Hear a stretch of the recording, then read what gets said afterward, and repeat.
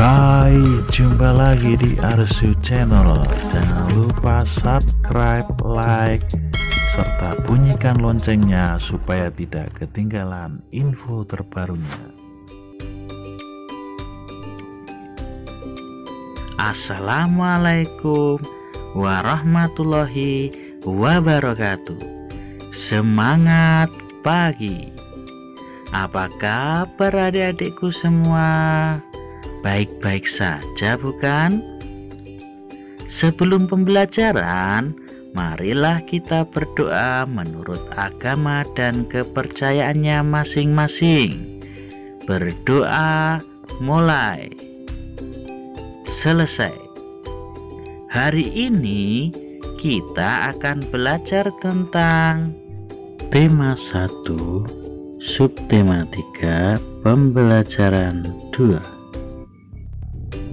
Pada pembelajaran sebelumnya, adik-adik sudah belajar tentang gerabah atau tembikar. Tangan-tangan dan kaki para pengrajin gerabah begitu cekatan dan terampil membentuk tanah liat menjadi gerabah-gerabah yang bernilai seni tinggi. Dari situ dapat kamu lihat betapa rangka dan otot, khususnya pada tangan dan kaki, mampu berfungsi dengan baik. Apa yang akan terjadi jika salah satu organ gerak tersebut tidak dapat berfungsi sebagaimana mestinya?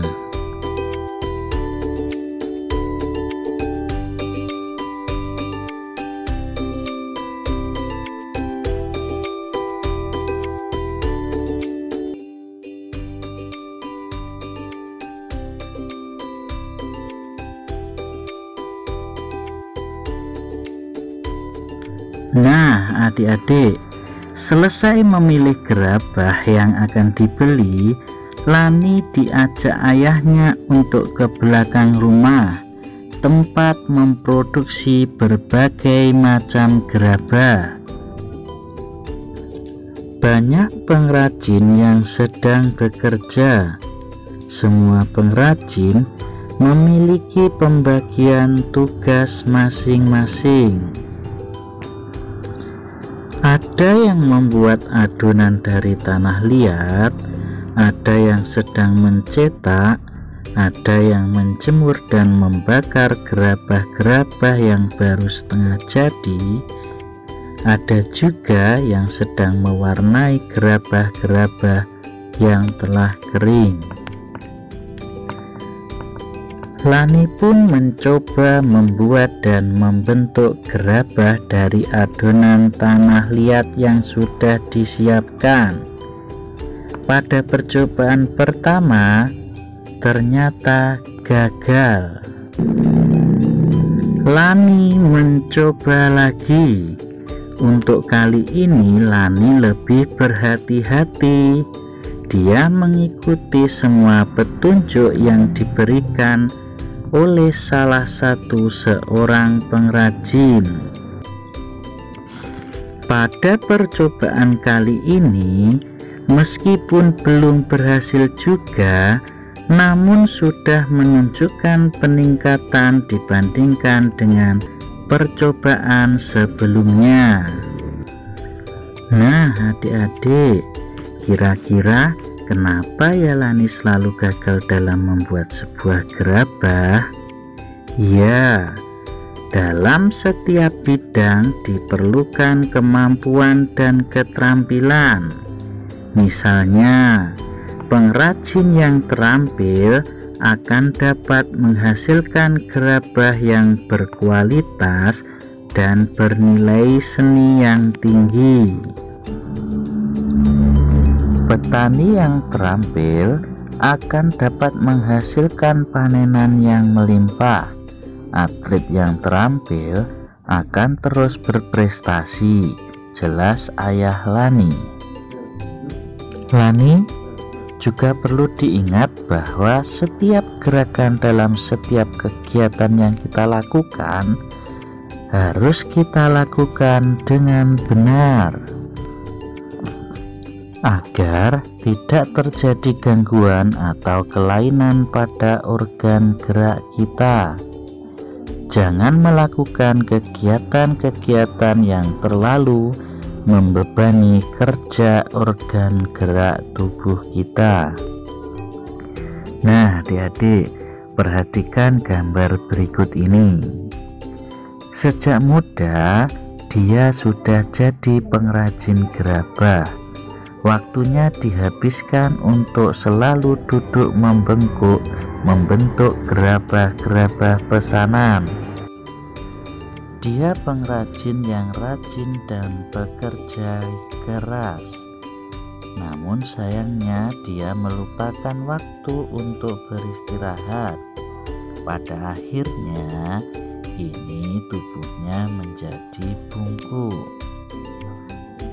Tulang pengrajin itu telah mengalami kelainan atau gangguan, sehingga tidak bisa lagi bekerja sebagaimana mestinya. Nah, adik-adik, dari kejadian pengrajin tersebut, saya akan menjelaskan beberapa tentang macam-macam kelainan pada organ gerak pasif atau tulang, fraktura atau patah tulang. Kelainan pada tulang akibat kecelakaan, baik kendaraan bermotor atau jatuh, dibedakan menjadi dua, yaitu fraktura yang tertutup atau patah tulang yang tidak sampai merobek kulit atau otot, dan fraktura yang terbuka, patah tulang yang merobek atau menembus kulit. Macam-macam kelainan tulang belakang. 1. Osteoporosis, yakni kelainan pada tulang yang disebabkan karena adanya pengeroposan tulang. Hal ini karena tubuh sudah tidak mampu lagi menyerap dan menggunakan kalsium secara normal.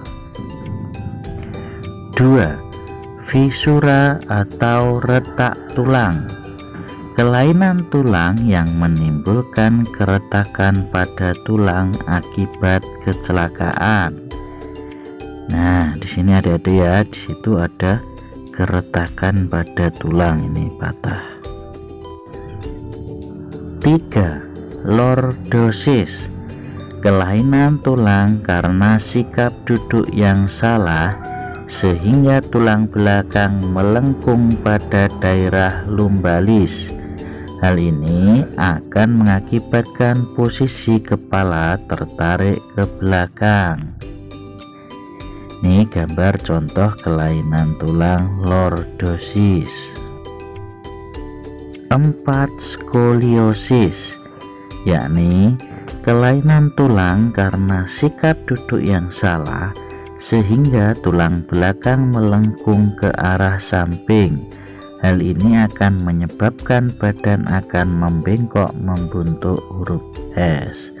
Jadi kalau adik-adik ini perhatikan gambarnya, punggungnya ini melengkung ke samping. Kalau lordosis tadi dalam, ini ke samping. Dan yang terakhir adalah kifosis, yakni kelainan tulang karena sikap duduk membungkuk sehingga tulang belakang membengkok ke belakang. Nah, ini adik-adik gambarnya. Kalau kelainan kifosis, badannya akan terlihat seperti membungkuk. Selanjutnya, coba kamu amati kembali gambar tentang kelainan organ gerak manusia, terutama lordosis, skoliosis, dan kifosis. Setelah adik-adik mengamati, sekarang perhatikan bentuk tulangnya dari masing-masing gambar tersebut. Kemudian buatlah model sederhana dengan menggunakan tanah liat. Nah, ini adalah langkah sederhana untuk membuat sebuah model dari tanah liat. Langkah kerjanya adalah sebagai berikut.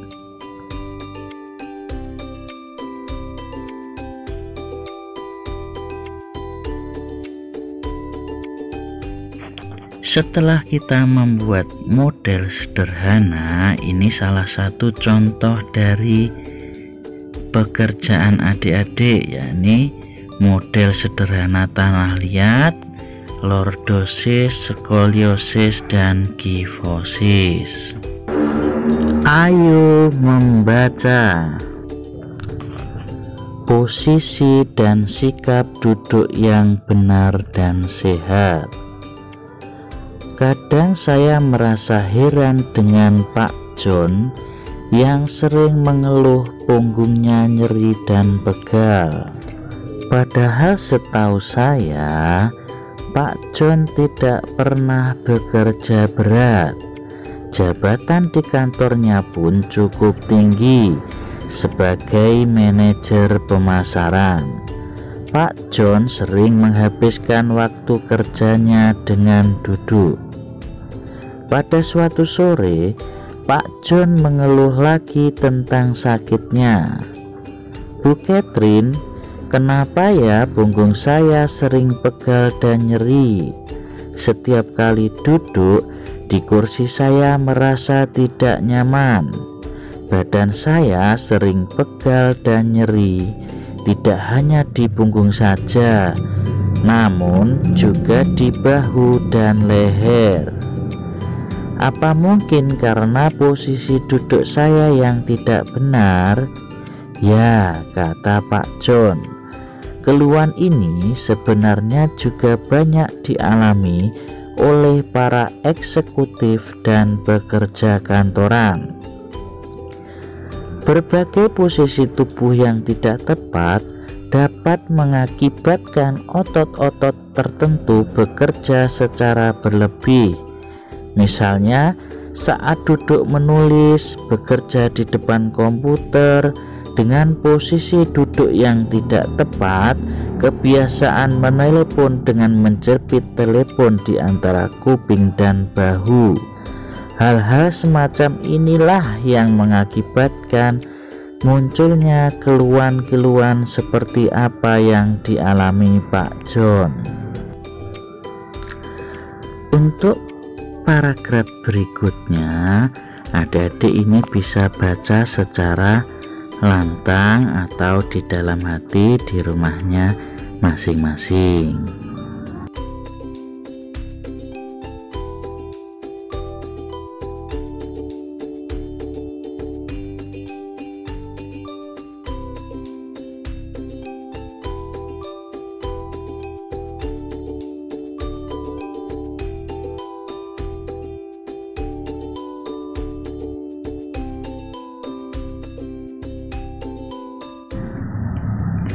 Selanjutnya, setelah membaca bacaan tadi, adik-adik sekarang temukan ide pokok masing-masing paragraf, yakni paragraf 1, ide pokok paragrafnya apa? Paragraf kedua, ide pokok paragrafnya apa? Paragraf 3, 4 sampai yang terakhir paragraf 9. Tentu saja adik-adik sudah sering kita bahas bagaimana cara menemukan ide pokok paragraf. Ayo berkreasi. Adik-adik sudah membaca bacaan di atas bukan? Tentunya kamu sudah memahami isi bacaan tersebut. Bacaan di atas bisa disajikan ke dalam bentuk komik agar lebih menarik. Apa itu komik? Ya, komik adalah media yang digunakan untuk mengekspresikan ide dengan gambar, sering dikombinasikan dengan teks atau informasi visual lainnya.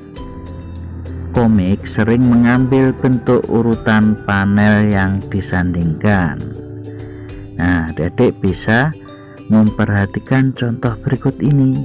Ini adalah gambar atau komik cerita bergambar. Dari gambar ini, adik-adik nanti bisa membuat dialog, tentu saja sesuai bacaan yang di atas tadi. Nah, ini lihat untuk gambar yang pertama ini adalah bagaimana kegiatan Pak John sehari-hari berada di kantor. Kemudian yang kedua, Pak John ini sudah mulai cemas adik-adik bahwa pinggangnya itu terasa sakit. Kemudian yang ketiga, ini Pak John berpikir kemudian memanggil Ibu Catherine. Nah, di sini Ibu Catherine sudah berusaha menjelaskan kepada Pak John. Nah, yang keempat, Pak John mendengarkan, dan yang kelima ini adalah gambar Ibu Catherine bagaimana cara duduk yang benar. Sekarang giliran adik-adik, buatlah komik dengan memilih salah satu tema berikut ini. Nah, tema yang pertama, sikap dan posisi membaca yang benar. 2. Proses pembuatan gerabah. Dan yang ketiga, berolahraga. Jadi adik-adik ya, dari 3 tema ini adik-adik bisa memilih salah satu saja, kemudian buatlah sebuah komik dengan tema seperti ini.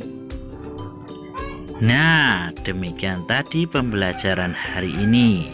Semoga video pembelajaran ini bermanfaat buat adik-adik semua. Billahi taufiq walhidayah.